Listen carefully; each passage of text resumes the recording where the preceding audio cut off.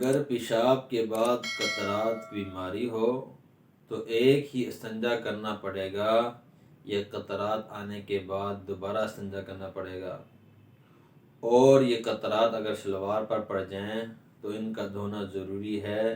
یا ویسے ہی نماز ادا کر لی جائے گی؟ ایسے ہی اگر کوئی شخص گیس کی یعنی ریح کی بیماری کا شکار ہے، اس کی بھی یہی حالت ہے، تو اس کا وضو ٹوٹ جائے گا یا نہیں؟ تو بھائی پہلے تو یہ سمجھیں کہ معذور شخص ہے کون، وہ معذور کب شمار ہوگا؟ تو معذور وہ ہے کہ جس کو اس بیماری کی وجہ سے یعنی قطرہ کی بیماری ہے یا اس کو ریح کی بیماری ہے، ہوا خارج ہو جاتی ہے، اس کو وضو باقی نہیں رہتا،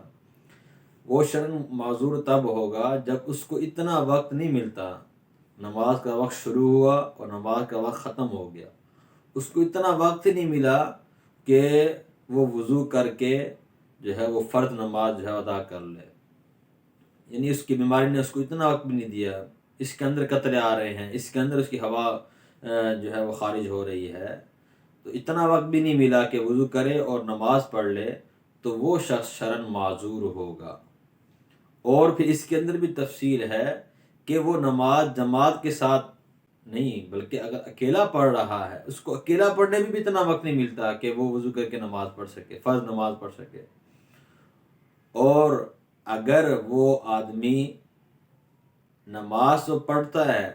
اگر رکوع اور سجدہ کرنے کی وجہ سے اس بیماری کا شکار ہے، یعنی رکوع کرتا ہے تو قطرہ جاتا ہے اور اسے سجدہ کرتا ہے تو قطرہ جاتا ہے، یا رکوع کرتا ہے ہوا خارج ہو جاتی ہے، سجدہ کرنے سے ہوا خارج ہوتی ہے، باقی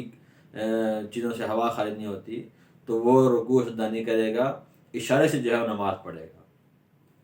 تو وہ بھی اشارے سے نماز پڑھے گا اور اپنے جسم کو پاک کر کے وضو کر کے صحیح طریقے سے نماز پڑھے گا۔